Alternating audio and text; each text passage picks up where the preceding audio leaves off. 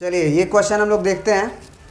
कह रहा है कि the equation of the line is 5x minus 3 is equal to 15y plus 7 is equal to 3 minus 10z।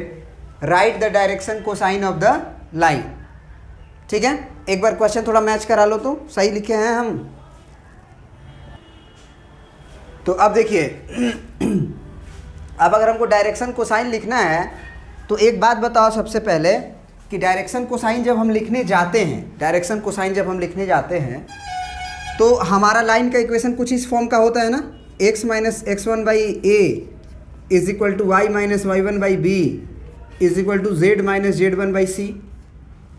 जबकि यहाँ पे जो है डिवाइड में कुछ है ही नहीं, तो डिवाइड में भी नहीं है और साथ ही साथ x का कोफिशिएंट 1 होना चाहिए। यहाँ पे x का कोफिशिएंट 5 है, y का कोफिशिएंट 1 होना चाहिए और y का कोफिशिएंट 15 है। तो सबसे पहले हमको रीअरेंज करना पड़ेगा। हमको यहाँ पे देखना होगा कि x का कोफिशिएंट 1 कैसे होगा। तो x का कोफिशिएंट 1 होने के लिए आप 5 ज़बरदस्ती कॉमन ले लो, यानी ये जो इक्वेशन दिया हुआ है 5x minus 3 is equal to 15y और plus 7 is equal to 3 minus 10z। इसको देख के ये सोचना होगा कि इसको हम इस तरह कैसे बनाएं, इस फॉर्म में कैसे बनाएं। अब इस फॉर्म में बनाने के लिए हमको इसमें से 5 कॉमन लेना पड़ेगा, है ना। तो 5 कॉमन लेंगे तो यहाँ क्या हो जाएगा, x माइनस 3/5। यहाँ क्या कॉमन लेना होगा, y का कोफिशिएंट 1 बनाने के लिए 15, तो y प्लस 7/15 हो जाएगा। फिर इज इक्वल टू इसमें हमको z का कोफिशिएंट 1 बनाना है, क्या कॉमन लेना होगा, -10। तो z और माइनस 3/10 होगा, तभी तो ये 10 जाएगा तो माइनस माइनस प्लस 10 कट जाएगा और प्लस में 3 बच जाएगा। अब इसका क्या करें, इस 5 का 15 का 10 का, तो इसको हम ऐसे लिख सकते हैं x minus 3/5 divided by 1/5 is equal to y plus 7/15 divided by 1/15।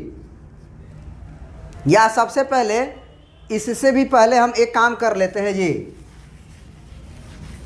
देखो 5, 15 और 10 दोनों में, तीनों में 5 कॉमन है, तो 5 से डिवाइड कर दो सबको, क्या, तो ये हो जाएगा x माइनस 3/5, 5 1 जा 5, ये 5 3 जा 15, तो हो ना, हो जाएगा ये। और 5 2 जा तो -2 इंटू जेड माइनस 3/10।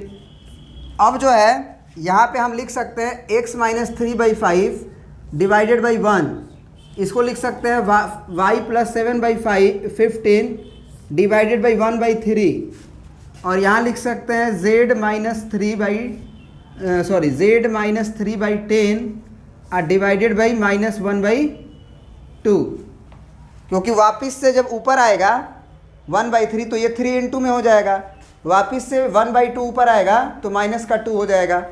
ये बात समझ में आ रहा है।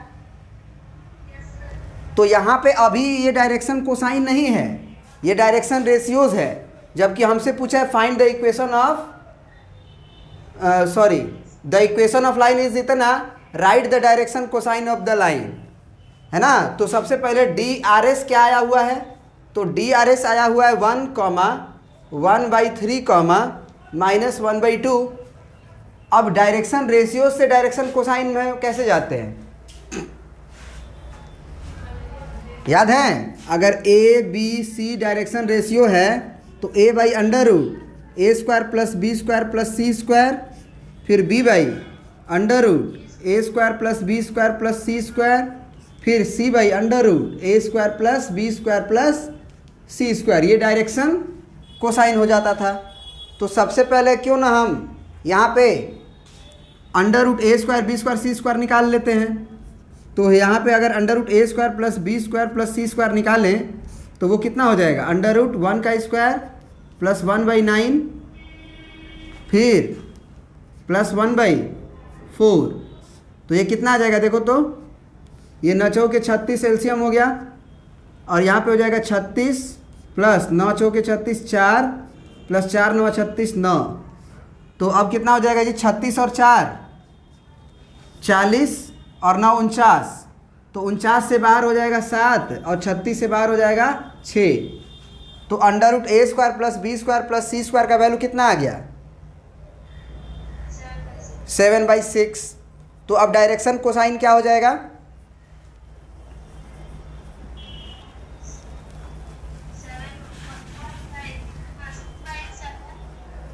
ये लिख लेंगे 1/7/6 कॉमा 1/3/7/6 फिर -1/2/7/6। अब इसको सिंप्लीफाई कर लो। तो जब इसको सिंप्लीफाई करोगे तो क्या आ जाएगा? इसको सिंप्लीफाई करो, है ना, ये 1/1 हो जाएगा तो ये 6/7 हो जाएगा। ये आपका 6 ऊपर जाएगा और 3 से कट जाएगा नहीं, तो 3/7 हो जाएगा। 6 ऊपर जाएगा, कर दें कि हो जाएगा। ये 6 जब ऊपर जाएगा तो 2 से कटेगा, तो 2 3 6 -3/7। तो ये तुम्हारा डायरेक्शन क्या है? कोसाइन है। इसके स्क्वायर के सम को जोड़ोगे तो वो 1 आएगा। इनके स्क्वायर के सम को जोड़ोगे तो L square plus M square plus N square का वैल्यू 1 आ जाएगा। समझ में आया ये क्वेश्चन कि नहीं आया? तो इसमें एक कॉन्सेप्ट ये देखना होता है कि x का कोफिशिएंट 1 होना चाहिए, y का कोफिशिएंट 1 होना चाहिए, z का कोफिशिएंट 1 होना चाहिए। उसके बाद डायरेक्शन रेशियोज नीचे आता है। डायरेक्शन रेशियोज को डायरेक्शन कोसाइन में कैसे कन्वर्ट करते हैं वो आपको बताए। a/√a² plus b square plus c square, b/√a² b square c square और c/√a² b square plus c square. Okay, print कर लीजिए इसको। यहाँ पे थोड़ा सा मिस्टेक हुआ है। ये 6 जब ऊपर जाएगा तो 3 दूना के 6 2 होगा, तो 2/7 होगा। बाकी सब तो ठीक है ना? Okay, thank you.